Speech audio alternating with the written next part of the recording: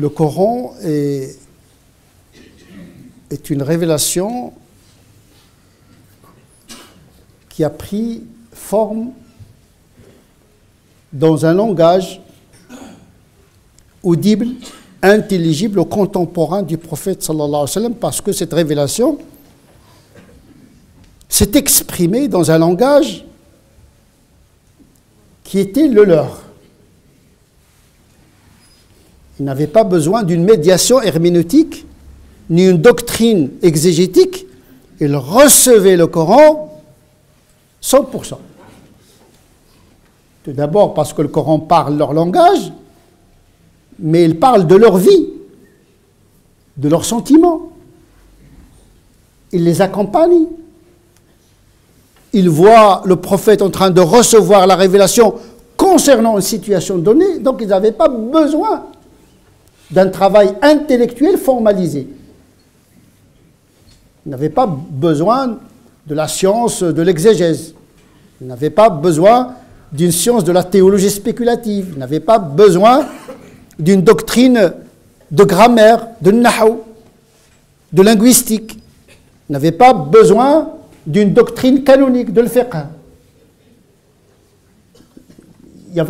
Déjà le Coran, il n'y avait pas de cette taxinomie, cette classification des thématiques. C'est bien après que les musulmans, puisque la distance entre les nouvelles générations et le Coran s'est élargie, ils ont perdu l'instinct de l'arabe du moment coranique, premièrement, et deuxièmement parce qu'ils n'ont pas vécu la descente du Coran. Donc c'est tout à fait naturel que les musulmans inventent des disciplines qui leur permettent de se rapprocher le plus possible des significations initiales du Coran. Une remontée archéologique, généalogique, au sens premier, par des disciplines qui leur permettaient d'accéder au sens initial. Et à cet égard-là, les savants sont les traducteurs du Coran à leurs contemporains. Déjà à l'époque des compagnons, il y avait déjà les compagnons qui traduisaient le Coran en langue arabe, du Coran à la langue arabe des successeurs. Il y a une perte sémantique entre le sens initial du Coran et la langue arabe qui était pratiquée déjà à l'époque des tabi'in, la deuxième et troisième génération. Ibn Abbas était un arabe qui traduit en arabe l'arabe du Coran aux arabes de la deuxième et la troisième génération. C'est pour cette raison qu'on a qualifié Ibn Abbas du traducteur du Coran. Il ne traduisait pas en perse ni en latin. Il traduisait le sens de l'arabe à un arabe plus accessible aux contemporains. Donc les musulmans avaient besoin de médiation savante. Et donc il y a des mots dans le Coran qu'on classe dans la théologie, il y a des mots qu'on classe dans le fiqh, il y a des concepts dans le Coran qu'on classe dans les pratiques intérieures qui relèvent de la morale, mais également de ce qu'on appelle la mystique ou bien le soufisme. Donc on avait la théologie spéculative, on avait le fiqh. La théologie s'occupe des attributs de Dieu, par exemple. Les compagnons n'avaient pas besoin de théologie spéculative. L'unicité de Dieu, pour eux, c'est un concept instinctif. Puis par la suite, l'unicité est devenue une discipline formalisée. On a introduit la philosophie grecque, on avait la linguistique, etc. Donc on a introduit des artefacts disciplinaires pour pouvoir traduire la notion de l'unicité qui était perceptible d'évidence chez les contemporains du prophète, mais c'était plus évident pour des gens qui n'ont pas vécu le contexte du Coran.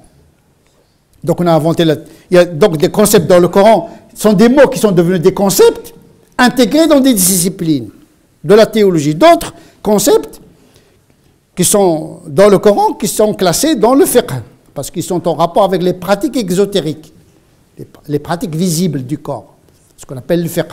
Il y a une taxinomie. Dans le Coran, c'est la langue arabe, mais ces mots-là sont devenus des concepts par la suite.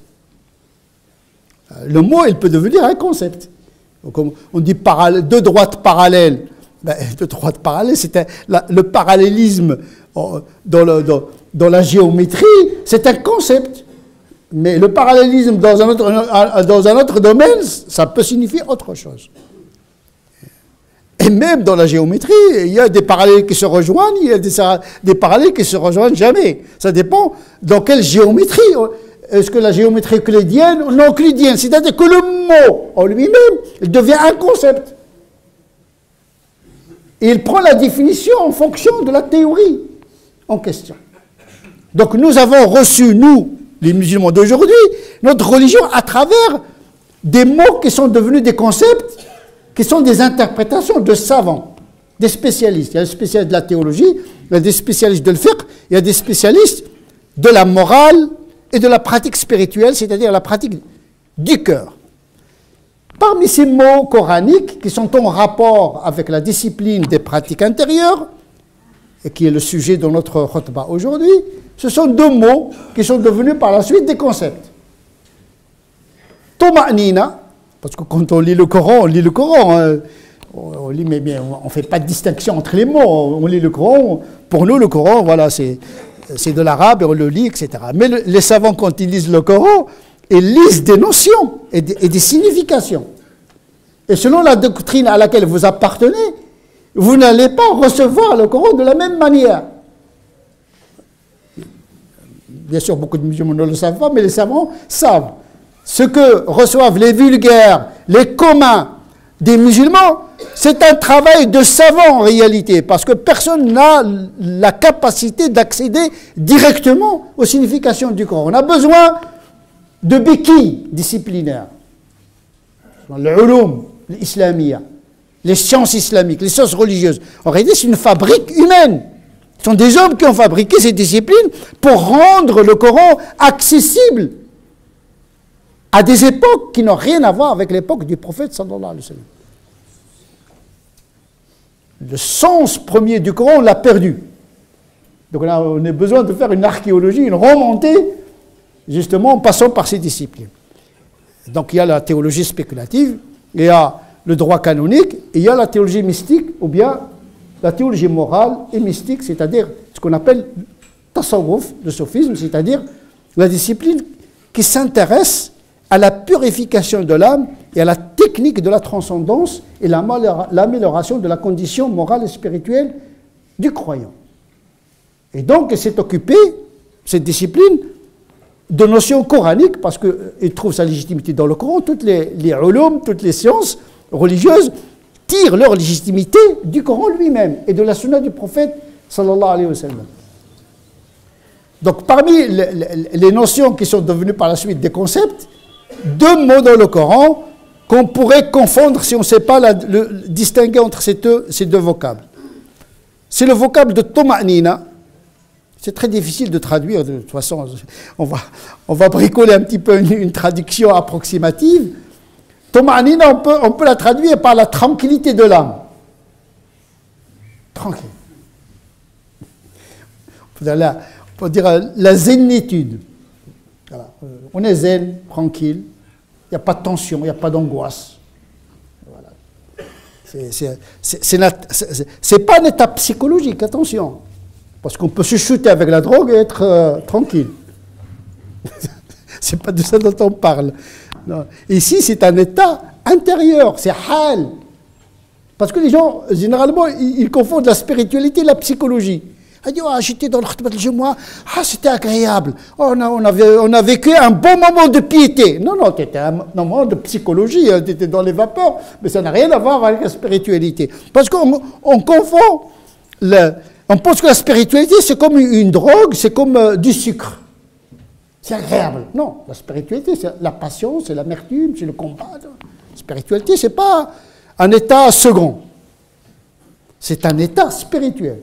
Et donc, les notions dans le Coran, elles ne sont pas forcément des notions psychologiques, ce sont des notions spirituelles. Donc, les toma'ni, la tranquillité de l'âme, qui est le fruit d'une activité cultuelle et une activité intellectuelle. Le chemin vers la tranquillité, toma'nina, se fait par deux activités. Par l'activité de l'entretien de la souvenance de Dieu, entretenir le nom de Dieu présent dans l'esprit. Ala bi dhikrillahi tatma'innul qulub, c'est grâce à l'évocation continue du nom d'Allah que les âmes acquièrent la tranquillité. On est tranquille avec Dieu. C'est pas tranquille avec le copain, non, c'est tranquillité avec la transcendance. Une réconciliation avec soi-même et avec la transcendance. C'est un état spirituel. Halun imani, c'est un état spirituel de la foi. C'est pas un état psychologique. Donc par toutes les activités qui entretiennent la mémoire d'Allah subhanahu wa ta'ala. Salat, dhikr, lecture du Coran, et n'importe quel acte qui te fait penser à Dieu. À force, vous savez, c'est comme un médicament, il faut respecter la posologie, il faut...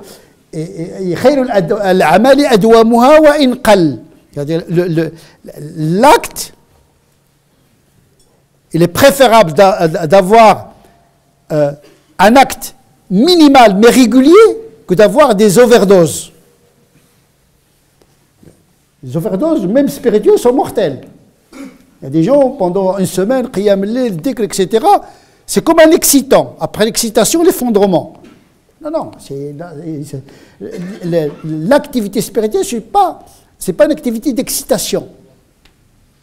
C'est une énergie qui travaille dans le temps. Donc on dit, c'est-à-dire la tranquillité et le fruit de dhikr, c'est un dhikr, même s'il est homéopathique, mais il est continu. Le minimum, c'est 5 prières par jour. Entretenir l'idée de Dieu en permanence, avec les 5 prières d'abord, parce que c'est le minimum, hein, et puis qira'at al-Qur'an, la lecture du Coran et autres activités du dhikr. Le rappel de Dieu. Ne pas oublier Dieu. Parce que l'angoisse spirituelle commence par l'oubli de Dieu. Et celui qui oublie Dieu s'oublie lui-même. Il devient comme un fauve dans une jungle. Il ne sait pas d'où il vient et où il va. Dieu, il enracine le sens de la vie. Ça ne veut pas dire que le croyant est indemne des fautes, mais il est toujours avec Dieu, qu'il soit dans la pratique ou dans la non-pratique. Il pense toujours à Dieu. Quand il ne pratique pas, même quand il ne pratique pas, le fait de penser à Dieu, qu'il est en train de lui désobéir, c'est déjà un rappel de Dieu. Parce que qu'il soit dans la désobéissance ou qu'il soit dans l'obéissance, il n'a jamais coupé le contact avec Dieu. Peut-être que la désobéissance va produire chez lui la repentance, qui est une pratique considérable en islam.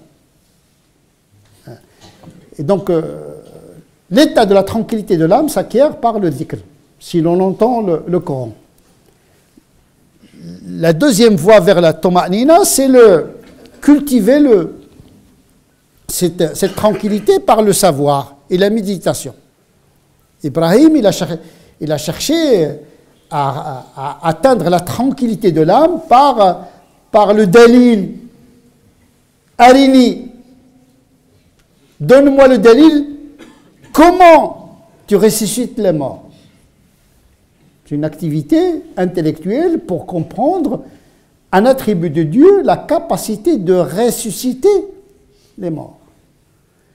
Et l'exemple que Dieu lui a donné, contrairement à beaucoup de gens, à beaucoup de commentaires, il n'a pas ressuscité la volaille. Quand il dit, je vais te donner la démonstration, mais c'est à toi qui vas faire la démonstration par toi-même. Tu vas élever les volailles, tu vas les élever. Surhunna ilayk. Surhunna ilayk, on peut le traduire par le fait de les égorger et de les mélanger, ou bien de les surhunna. élève-les. Petits poussins, quoi, ils vont s'attacher à toi. Même les poules, les volailles, ils s'attachent aux hommes. Élève-les.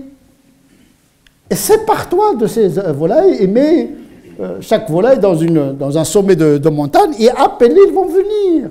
Parce qu'ils sont attachés à toi. Sache que les âmes sont attachées à moi. Le jour où je vais dire venez vers moi, ils vont venir. C'est ça l'exemple que Dieu a donné à Abraham. C'est-à-dire que toutes les âmes humaines sont attachées à Dieu. Le jour où on va leur dire venez, je vous ai élevé, vous allez venir à moi. Il n'y avait pas un miracle. Il y avait une démonstration. Donc c'est un travail un peu... Allah yatawaffa al-anfusa hina mawtiha. Le sommeil, etc., est une forme de mort, etc. Le fait de penser à ça, hein, il acquiert une certaine tranquillité quant à la foi en Dieu. Mais il n'y a pas que cela. Il faut méditer sur le 6e pilier de la foi, qui est le qadar, qui est un pilier très important si on arrive vraiment à le cerner. Un des moyens de vivre dans la tranquillité de l'âme, c'est d'avoir un rapport serein à la notion du destin. Quand est-ce qu'on recule? Quand est-ce qu'on fonce? C'est-à-dire connaître ses propres limites. Et quand l'individu ne connaît pas ses propres limites, il entre dans une entreprise de malheur. Parce qu'il veut défier quelque chose qui ne peut pas être défié. L'acharnement sur le destin, l'obstination entêtée contre une volonté inflexible. Maqamuka haythu aqamaka Allah. Ta place, c'est là où Dieu t'a placé. Ne cherche pas à être ailleurs. Parce que si tu cherches à être autre chose, être ailleurs, c'est le début de la fin. Mais exploite le bonheur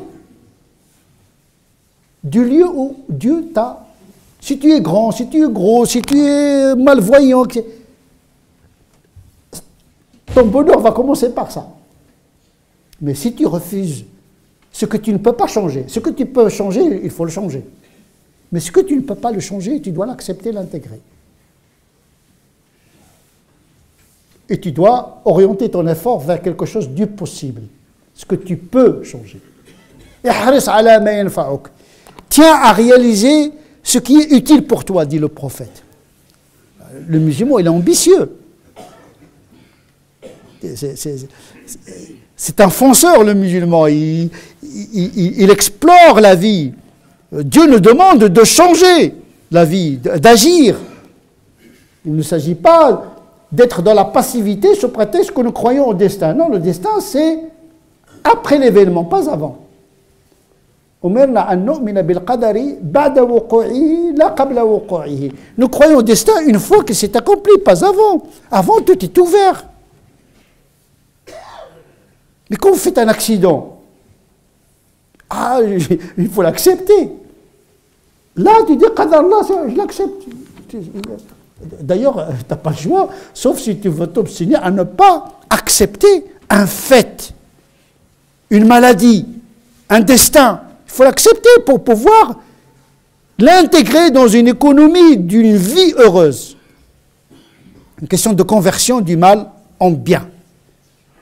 فَعَسَىٰ أَن تَكْرَهُوا شَيْئًا وَيَجْعَلَ اللَّهُ فِيهِ خَيْرًا كَثِيرًا. Il se peut que vous détestiez quelque chose alors que dans cette chose que vous détestiez,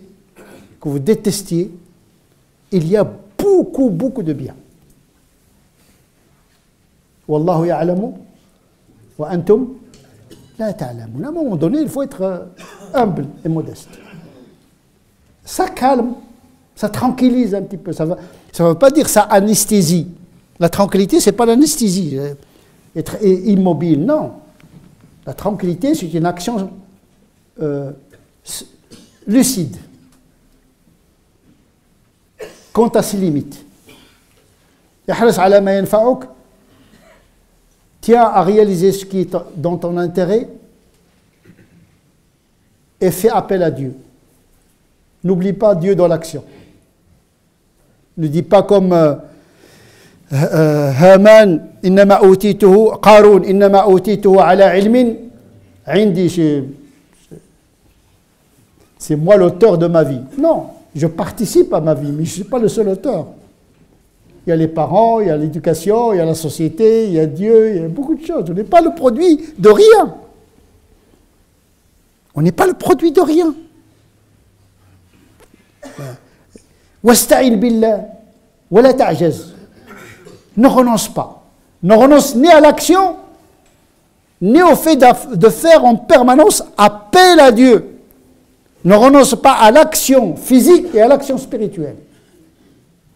C'est ça la rentabilisation, hein, la rentabilisation de l'action. On fait l'action physique, matérielle, mais également on l'accompagne par l'action spirituelle en faisant intervenir Dieu dans le projet de l'action. Wala ta'jaz. Wa in asabaka shay, il se peut que tu ne réussisses pas. Tu as réuni toutes les conditions matérielles, tu as fait appel à Dieu, mais le projet n'a pas réussi. Que ce soit un projet spirituel ou matériel. Et si tu n'arrives pas, et si un malheur te frappe, ne dis jamais si j'avais fait ceci, j'aurais cela, etc. Parce que le si, il ouvre la porte à l'œuvre du diable. Là, on va entrer dans des susurrations, c'est l'égarement. Parce qu'on n'arrive pas à digérer ce qui est accompli. Ça s'appelle l'uchronie, c'est-à-dire refaire l'histoire.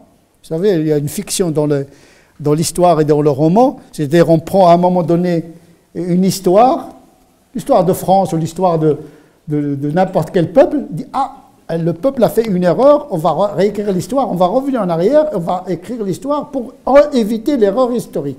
Non, non, ce qui est fait, est fait.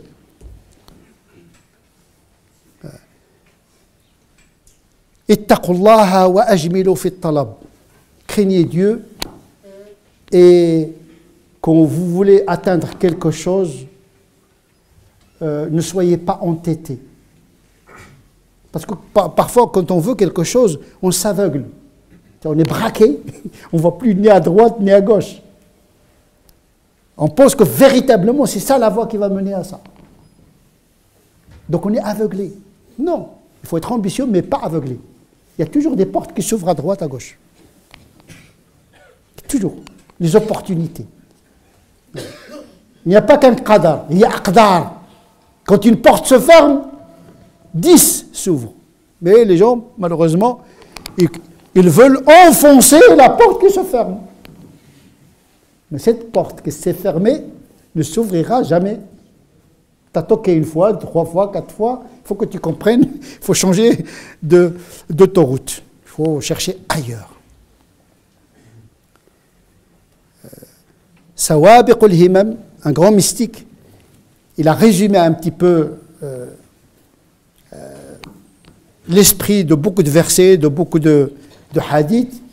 Il a conclu à cette sagesse, Ata'iyya, qui dit Sawabiq al-Himam, les volontés les plus fermes, les plus aiguës, les plus mobilisées, ne peuvent jamais traverser les murs du destin. La volonté, oui, mais quand les murs du destin sont épais, vous ne pouvez pas le... Il y a une limite. Et lorsqu'on s'obstine, on perd la tranquillité de l'âme. La tranquillité de l'âme, c'est de respecter les limites qu'impose le destin. Par contre, le mot sakina, donc toma'nina, la tranquillité, on peut l'acquérir par la méditation sur le qadar, par le dhikr, donc la tranquillité, elle est à la portée, relativement à la portée de l'être humain. Mais la sakina, c'est-à-dire la sérénité dans le concept coranique, ce n'est pas un état acquis. C'est un don gratuit. On peut dire que la sérénité, c'est comme une grâce qui vient après une activité, mais qui n'en est pas forcément la cause. Car rien n'oblige Dieu. Ce n'est pas parce que tu as fait ça que tu mérites ça. Il faut qu'on se mette d'accord. Rien n'oblige Dieu. Il n'y a pas le rapport entre Dieu et les hommes, ce n'est pas un rapport entre cause et effet. Tu as fait ça, je vais te faire ça. Non. Et entre la cause et l'effet, entre la cause humaine et l'effet divin, il y a beaucoup de paramètres. La sérénité, c'est un don qui descend du ciel. Ce n'est pas une émanation, ce n'est pas une immanence. C'est une transcendance. Toma'nina, c'est une immanence. Ça vient du cœur, de l'intérieur, par l'activité. La sakina, elle descend du ciel. فَأَنزَلَ السَّكِينَةَ عَلَيْهِمْ. Il a descendu la sakina, la sérénité sur eux. Je parle de la sérénité coranique, pas la sérénité de Larousse et de Robert. On n'est pas dans le dictionnaire ici, on est dans des concepts. Parce que le problème aujourd'hui de beaucoup de musulmans, quand ils lisent le Coran, ou bien même les arabophones, quand ils lisent le Coran, ils le lisent à travers le qamous, à travers les dictionnaires. C'est pas comme ça, parce qu'il s'agit de notions.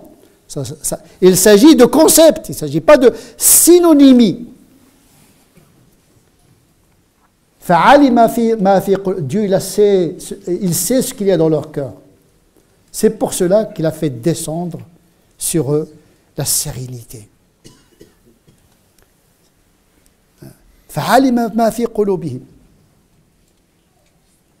C'est-à-dire qu'en réalité, la sérénité, c'est un fruit.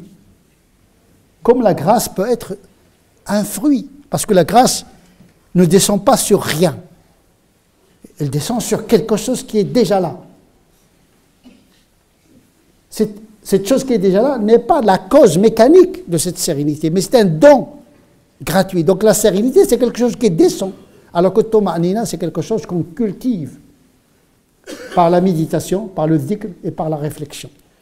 Et donc, on peut dire que Toma'nina, c'est un état général, et la sakina, c'est un état bien singulier, bien spécifique.